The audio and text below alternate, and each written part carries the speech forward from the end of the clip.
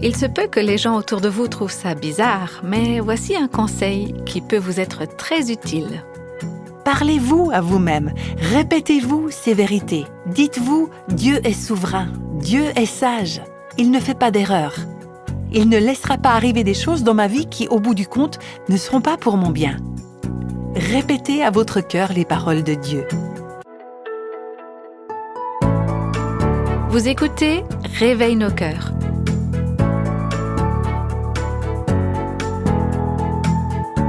Voici aujourd'hui la suite de notre série intitulée « Faire face aux doutes et à la dépression ». La plupart du temps, quand on entend quelqu'un parler tout seul, on se dit qu'il y a probablement quelque chose qui ne tourne pas très rond. Est-ce que ça vous arrive de parler tout seul ou de parler toute seule ? Je suis sûre que ça arrive à la plupart d'entre nous et je dois avouer que pour ma part, ça m'arrive de temps en temps. Mais on va voir aujourd'hui que parfois, la meilleure chose à faire, c'est de se parler à soi-même. Dans les épisodes précédents, on a lu ensemble 2 psaumes de la Bible, les psaumes 42 et 43. Et on a vu que le poète qui a écrit ces textes était désespéré, il était déprimé, en proie au doute et à l'angoisse. Il se sentait dépassé. C'était un moment très dur dans sa vie et il se sentait complètement submergé par les circonstances. Et on a vu que, au cœur même de la détresse, il fait le choix de parler à Dieu en tout premier lieu. Il partage ses problèmes avec Dieu. Il lui pose des questions et il lui demande de restaurer la relation et la communion qu'il avait déjà expérimentée avec Dieu. Et il lui dit « Mon but suprême, ce n'est pas la résolution de mes problèmes. Seigneur, si je dois traverser tout ça, je veux au moins que ça me permette de te rencontrer d'une manière toute spéciale. » Et aujourd'hui, on va découvrir que le poète ou le psalmiste parle non seulement à Dieu, mais il se parle aussi à lui-même. Il parle à son propre cœur et il lui rappelle toutes ces choses qu'il sait être vraies. Même si toutes ses émotions lui crient « ça peut pas être vrai ». On a vu que ces 2 psaumes ont un refrain qui est répété 3 fois, au verset 5 et au verset 11 du chapitre 42, et puis ensuite au verset 5 du chapitre 43.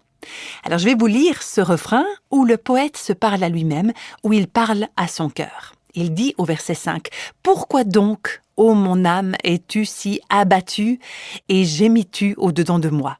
Autrement dit, pourquoi est-ce que tu es déprimé ? On a vu que la racine du mot traduit par « gémir » décrit aussi quelque chose de tumultueux. « Mon âme, pourquoi est-ce que tu es agitée ? Pourquoi est-ce que tu es confuse, pleine de doutes ?» Le poète se pose la question à lui-même. Et puis, il parle à son cœur en disant « Espère en Dieu ». Il ne s'adresse pas à quelqu'un d'autre. Il y aura des moments où il le dira aux autres, mais à ce moment précis, il a besoin de se le dire à lui-même. Il dit « Mon âme, espère en Dieu. Oui, je sais que tu as l'impression qu'il n'y a plus d'espoir. Oui, je sais que tu es submergé, que tu ne vois pas le bout du tunnel. Oui, je sais que personne ne t'encourage, personne ne te soutient. Tu te sens très seul. Pourtant, mon âme espère en Dieu. » Voilà comment il parle à son cœur. Et ensuite, il ajoute « Car je le louerai encore, il est mon salut et mon Dieu. » Alors peut-être que vous vous posez la même question que moi, quand j'ai médité sur ce passage. Pourquoi est-ce qu'il répète 3 fois la même chose ? Est-ce que vous savez pourquoi ? Je crois que c'est parce qu'il a besoin de l'entendre encore et encore. Et vous savez quoi ? C'est pas le seul qui a besoin d'entendre ça encore et encore. Est-ce que vous n'avez pas l'impression d'avoir besoin, vous aussi, de rassurer votre propre cœur et de lui répéter des paroles d'encouragement ? Pour ma part, c'est quelque chose que j'expérimente souvent. J'ai besoin de me répéter des vérités encore et encore. Vous savez, tout au début, quand on a commencé le ministère Réveille nos cœurs, je ne m'attendais pas à ce que notre émission radio soit diffusée quotidiennement aux États-Unis. On avait déjà planifié pas mal de conférences durant toute l'année, donc l'agenda était plein. Et j'étais également en train d'écrire des livres, donc tout mon temps était pris. Mais en plus de ça, on a commencé la diffusion radio tous les jours. Et si je me rappelle bien, on a enregistré 320 émissions la première année. Moi qui ne savais même pas vraiment comment allumer ma propre radio, je me suis retrouvée à enregistrer en studio. Et au milieu de l'année, je me suis sentie complètement dépassée. Constamment. Je me sentais comme en plein tsunami, comme s'il y avait une immense vague qui déferlait sur moi, encore et encore et encore. Et pendant 15 mois, j'avais tout le temps l'impression d'avoir du mal à respirer. Et pourtant, je savais que Dieu m'avait appelé à ça. Je savais que j'étais là parce que Dieu avait ouvert les portes. Il n'y avait aucun doute là-dessus. J'ai jamais douté un instant que c'était Dieu qui m'avait conduit là. Mais il y a eu des moments où je me disais que j'allais jamais m'en sortir, que j'allais pas pouvoir survivre. J'étais complètement submergée et j'ai dû constamment répéter à mon cœur les vérités de la parole de Dieu. J'ai dû me rappeler ce que je savais de Dieu. J'ai dû me rappeler de son appel, de sa grâce. Je savais que c'était vrai. La grâce de Dieu me suffit. Oui, sa grâce nous suffit. Alors j'ai dû parler à mon cœur. Je lui répétais les promesses de Dieu, j'en revenais à ses paroles encore et encore. Et c'est à cette période que j'ai fini d'écrire le livre « Ces mensonges qu'on nous fait croire ». Si vous l'avez lu, vous savez que dans le dernier chapitre, il y a toute une liste des vérités dont on a besoin de se souvenir, toutes ces vérités qui s'opposent aux mensonges. Et la liste avec toutes ces vérités, on l'avait écrite aussi sur des petits marque-pages et j'arrêtais pas de les lire à voix haute encore et encore. Je crois que Dieu ne nous emmène nulle part sans que sa grâce nous accompagne pour nous donner des forces. Donc, je lisais ces vérités à haute voix, je les répétais à mon cœur, je me rappelais à moi-même les paroles de Dieu et je disais « Mon cœur, pourquoi est-ce que tu es découragé? Pourquoi est-ce que tu es dépassé? Espère en Dieu, ne regarde pas la tempête tout autour de toi, ne te focalise pas sur la situation actuelle. » Et je peux vous assurer que, même si je me parlais comme ça le matin, pendant ma méditation, avant 10 heures, j'avais déjà besoin de me redire toutes ces vérités. Encore et encore tout au long de la journée. Avec nous, l'ennemi utilise la tromperie, il se sert des tempêtes, il utilise l'angoisse pour nous submerger. Et il y en a parmi nous qui font face à des situations qui ne s'arrangent pas. Pour ma part, à ce moment-là, le pire a duré environ 15 mois. Et ensuite, Dieu a soulevé le nuage et j'ai pu commencer à voir le bout du tunnel. J'ai pu de nouveau ressentir de l'espoir. Mais pour d'autres personnes, les difficultés ne disparaissent pas forcément en 15 mois. Par exemple, les gens qui vivent avec un conjoint ou un enfant handicapé, ou alors certaines personnes qui traversent des difficultés financières, ils doivent affronter les situations sur le long terme. Et c'est d'autant plus important de continuer de se répéter à soi-même les paroles de Dieu. Parlez-vous à vous-même, répétez-vous ces vérités, dites-les-vous encore et encore. Dites à vous-même ce que vous savez être vrai. Dites-vous, Dieu est souverain, Dieu est sage, il ne fait pas d'erreur. Dieu m'aime, il ne laissera pas arriver des choses dans ma vie qui, au bout du compte, ne seront pas pour mon bien. Répétez à votre cœur les paroles de Dieu. Dites-lui « Espère en Dieu ». Au sujet de ce refrain, qui revient dans les 2 psaumes qu'on est en train d'étudier, le professeur Martin Lloyd-Jones a écrit le commentaire suivant « Parlons à nous-mêmes plutôt que de nous écouter nous-mêmes. Adressons-nous à notre âme en lui disant « Pourquoi est-ce que tu es abattu ?» Encourageons-nous nous-mêmes en nous disant « Espère en Dieu ». Au lieu de marmonner dans un état d'esprit triste et déprimé, terminons par cette note positive, oui, défions le monde entier, ainsi que le diable, et disons avec le psalmiste « Je le louerai encore, il est mon salut et mon Dieu ». Ce matin, justement, je méditais cette phrase « Je le louerai encore, il est mon salut et mon Dieu ». Et je me suis mise à réfléchir à toutes ces choses vers lesquelles on se tourne pour trouver de l'aide et de l'espoir. On est tellement rapide à se tourner vers ce qui est éphémère ou vers des solutions toutes faites et qui finalement ne seront que des pansements, mais jamais une délivrance. On se tourne vers nos amis, vers notre conjoint, on espère rester en bonne santé, on se tourne vers le Prozac tout en étant reconnaissant de l'aide que notre thérapeute nous apporte. Est-ce que c'est pas comme ça qu'on vit pour la plupart d'entre nous ? Je ne veux mépriser personne en disant ça, je veux simplement dire que quand notre espoir repose sur autre chose ou quelqu'un d'autre que Dieu lui-même, alors on s'expose à une grande déception. Ça ne veut pas dire que les amis ne servent à rien, ça ne veut pas dire qu'il n'y a pas des moments dans la vie où les médicaments peuvent nous aider à faire face à des symptômes et à des problèmes physiques. Mais les difficultés auxquelles le psalmiste fait face les doutes, la dépression, les angoisses. Ces difficultés ont leurs racines dans notre esprit. Et aucun ami, aucun conjoint, aucune situation, aucun médicament ni aucun thérapeute sur Terre ne pourra faire ce que Dieu veut faire pour nous. Bien sûr, dans sa grâce, Dieu nous donne des moyens sur notre chemin pour nous aider et pour nous encourager. Alors ne méprisons pas ce que Dieu a mis sur notre route pour nous faire avancer dans ce processus. Mais si tous nos espoirs reposent sur ces gens ou sur ces choses, on finira par être déçus. Tous ces moyens nous aident à nous sentir mieux, c'est vrai. Parfois même le shopping nous aide, ou bien le chocolat. Il y a beaucoup de choses qui nous soulagent momentanément et qui arrivent parfois à adoucir, à alléger certains de nos symptômes physiques ou émotionnels. Mais tout au fond de notre esprit, si notre espoir n'est pas en Dieu, alors le soulagement ne pourra pas durer. La présence de Dieu, sa face, son visage, voilà notre espoir suprême, notre ultime secours. J'aimerais maintenant mettre en évidence dans ce passage quelque chose que le poète fait et qui est crucial pour nous dans notre vie chrétienne. C'est quelque chose que le psalmiste a besoin de faire, et c'est pareil pour vous et moi. Chaque jour qui passe, en regardant la situation par la foi, le poète va à l'encontre de ce qu'il voit, à l'encontre de ses perceptions, de ce qui lui semble vrai. Tous ses sens lui disent quelque chose. Sa vue lui envoie des informations. Elle analyse les circonstances. Mais s'il croit ce que lui disent sa vue et ses sens, il aura une vie remplie d'angoisse. Donc, par la foi, il va à l'encontre de ce qu'il voit. Il y a un monologue intérieur, comme une conversation entre sa vue et sa foi. La vue lui dit quelque chose, et la foi lui répond, et puis à nouveau la vue et à nouveau la foi, et finalement c'est la foi qui a le dernier mot. On va aborder un peu plus en détail cet échange entre la vue et la foi dans ce psaume. Par rapport à ce que le poète voit, il a des raisons de se plaindre de ce qui est en train de se passer. Mais quand c'est la foi qui répond, il constate tout simplement le réconfort que lui offre Dieu. Il voit les réalités éternelles que seuls les yeux de la foi peuvent entrevoir. Parfois, nos sens, notre vue, la perception immédiate de notre situation ne nous renvoient que des informations qui sont déprimantes, négatives, surtout quand on traverse des moments très difficiles.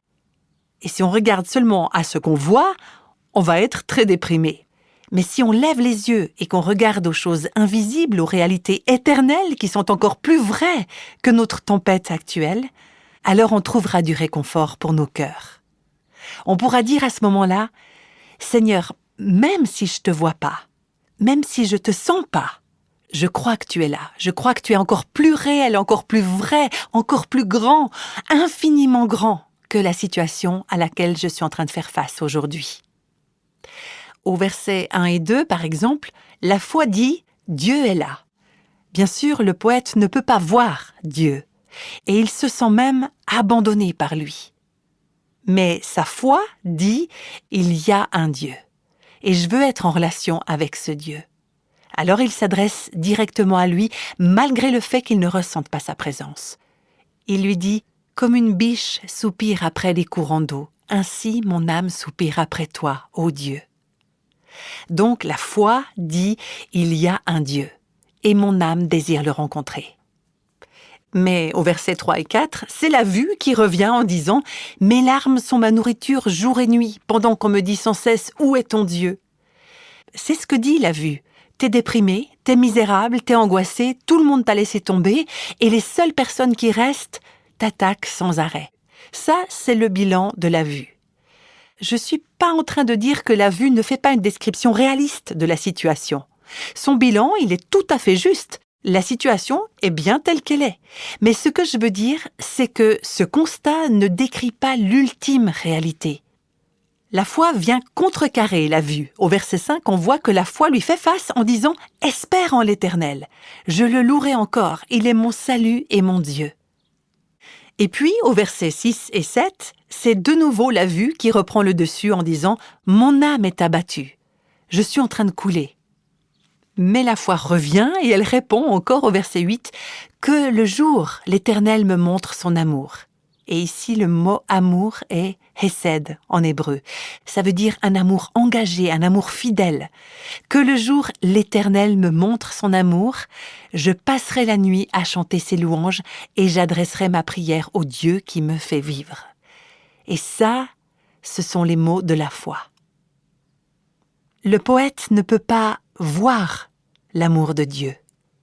Il ne le ressent pas. Il ne peut pas entendre la mélodie du chant de Dieu. Mais par la foi, il dit « Voilà ce que je sais être vrai ».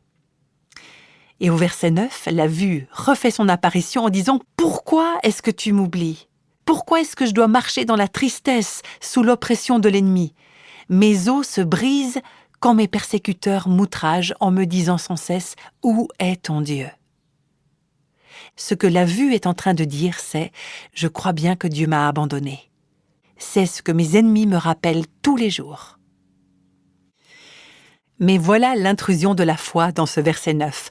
Je dis à Dieu « mon rocher ». Mon rocher, c'est ce que dit la foi. Ce que l'expérience dit, c'est « tu m'as oublié ». Alors qui est-ce qu'on écoute ? La foi ou la vue ? La vue qui dit « oublié » ou la foi qui dit « Dieu mon roc ». Quelle voix on écoute ? Et la foi revient encore une fois au verset 11. Elle dit « Espère en Dieu, car je le louerai encore. Il est mon salut et mon Dieu. » La foi reconnaît que Dieu peut subvenir à tous mes besoins. La vue, elle dit pas ça. Elle vient me chuchoter « Il n'y a rien qui pourra remplir ton vide intérieur. Rien ni personne ne pourra subvenir à tes besoins. Tu es un cas désespéré. C'est trop tard. » Mais la foi répond « Dieu a largement de quoi subvenir à tous tes besoins. » Regardez comment les choses sont décrites dans ce passage. Au verset 3 du chapitre 42, la vue parle des larmes qui sont une nourriture nuit et jour. Et puis ensuite, au verset 10, les ennemis attaquent sans arrêt. Il y a des besoins là, constamment, nuit et jour, sans arrêt. Alors que dit la foi ? Regardez au verset 8. Que le jour, l'Éternel me montre son amour. Je passerai la nuit à chanter ses louanges. Jour et nuit. Jour et nuit, il y a des problèmes, des pressions, des tensions, il y a de l'adversité. Mais les provisions de Dieu, son amour, son chant, sont là aussi, disponibles jour et nuit. Aussi longtemps que va durer la tempête, il y aura assez de grâce. Il y aura assez d'amour. Ce sera plus que suffisant. Sans arrêt, Dieu vous donnera sa bonté. Nuit et jour, son chant d'amour vous accompagnera. Sans arrêt, Dieu va vous donner sa bonté. Nuit et jour, son chant d'amour va vous accompagner. Et j'aime beaucoup cette phrase, qui est traduite ainsi dans une autre version. « Et son cantique, ou son chant, sera de nuit avec moi. » Est-ce que vous savez que la Bible nous dit que Dieu aussi nous chante une chanson? On pense souvent au fait que c'est nous qui chantons quelque chose à Dieu, mais peut-être qu'on n'a jamais réfléchi au fait que Dieu aussi nous chante un chant. C'est ce qu'on peut lire dans le livre de Sophonie au chapitre 3 et au verset 17. « L'Éternel ton Dieu est au milieu de toi comme un héros qui sauve. Il fera de toi sa plus grande joie. Il gardera le silence dans son amour. Et puis il se réjouira à ton sujet avec un chant de triomphe. » Vous vous rendez compte, Dieu chante à notre sujet? En ce qui me concerne, je n'ai jamais entendu Dieu chanter à mon sujet d'une manière audible, mais la foi me dit que oui, il chante. Et quand tous mes sens captent plein de bruit autour de moi, des bruits qui me rendent folle, la foi, elle, perçoit le chant de Dieu à mon sujet. À travers la nuit, Dieu chante un chant d'amour pour nous. Et quand on lui répond en chantant, nous aussi, mais quel duo extraordinaire! On chante des chansons à Dieu, on joint notre voix à la sienne, et il chante pour nous, on chante pour lui.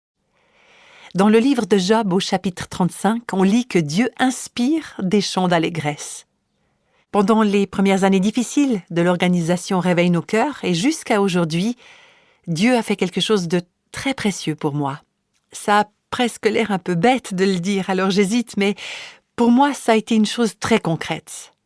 Pendant ces nombreux mois très durs, chaque matin, je me réveillais avec la musique et les paroles du cantique « Jésus m'aime », dans lequel il y a cette phrase « Même si je suis faible, lui est fort ». Et un matin après l'autre, Dieu me réveillait avec ce chant. Et je me rends compte que ce chant a été avec moi durant la nuit, et pas seulement pendant les heures de la nuit au sens littéral du terme, mais aussi pendant les nuits spirituelles. C'est son chant qui m'a accompagnée. Le Dieu de ma vie me donne un chant dans la nuit. Et j'aimerais terminer avec cette histoire vraie. Durant la guerre de 30 ans, au XVIIe siècle, Paul Gerhardt était pasteur en Allemagne. Gerhardt et sa famille ont dû fuir leur maison et ils ont traversé des moments de grand découragement. Un soir, ils ont trouvé refuge dans l'auberge d'un petit village. Ils n'avaient plus rien à eux, ils avaient peur. Et ce soir-là, Madame Gerhardt n'a plus pu retenir ses larmes et elle s'est mise à sangloter. Alors son mari a essayé de la consoler en lui rappelant que Dieu avait promis de prendre soin d'eux et de pourvoir à leurs besoins. Ensuite, il est sorti et une fois qu'il s'est retrouvé seul, il s'est mis à sangloter lui aussi. Il était tellement découragé. Il avait le cœur tellement lourd. Il était en train de vivre les heures les plus sombres de sa vie. Mais peu de temps après, Dieu a commencé d'alléger son fardeau et il a pu ressentir sa présence de manière plus tangible. Il pouvait de nouveau sentir l'amour, le hesed de Dieu, cet amour engagé, cette alliance de tendresse. Alors, Paul Gerhardt a pris la plume et il a écrit un hymne qui, au fil des siècles, a réconforté des milliers et des milliers de personnes. Et voici une des strophes de cet hymne. « Mon âme, prends courage et garde ton moral. Dieu brisera la cage où t'enferma le mal. Attends et persévère, et tu verras sur toi paraître la lumière de l'authentique joie. » C'est vrai, Dieu nous donne un chant dans la nuit. Alors même si tous nos sens nous disent « Oui, mais regarde, il fait noir dehors. Oui, les ennemis m'entourent. Oui, Dieu m'abandonne. » Alors la foi peut répondre « Mon âme espère en Dieu, car je le louerai encore. » Ce que Dieu m'a donné sera suffisant pour tous mes besoins. Et quand je me mets à chanter, tout ce que disent mes sens s'évanouit. Alors continuons d'encourager notre foi en chantant à Dieu, au Dieu de notre espérance.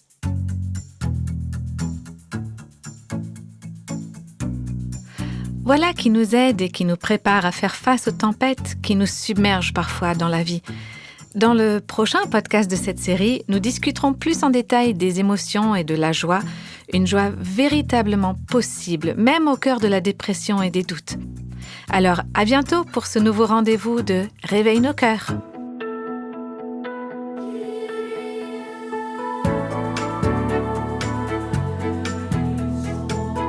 Tous les extraits de la Bible sont tirés de la version Louis II 1910. Réveille nos cœurs est le ministère francophone de Revive Our Hearts, initiative de Life Action Ministries avec Nancy DeMoss Wolgemuth. Avec les voix de Christine Raymond et Jeannette Kosman.